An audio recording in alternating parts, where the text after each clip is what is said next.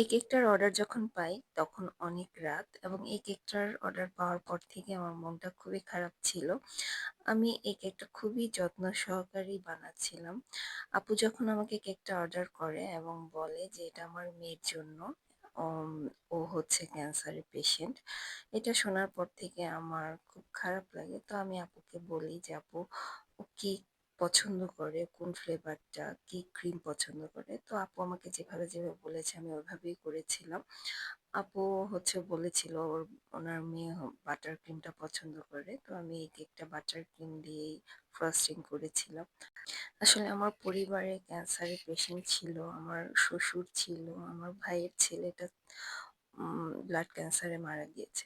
তো এই সময়টার যে একটা পরিবারের উপরে কি যায় সেটা আমি দেখেছি। এই কারণেই আমার মনটা বিশেষ করে খুব বেশি খারাপ লাগছিল। আল্লাহ যেন এই রোগটা কাউকে না দেয়। মন থেকে দোয়া করি আল্লাহ ওকে সুস্থ করে দিক। আল্লাহ তো সব পারেন। আর আপুকেও ধৈর্য দান করুক।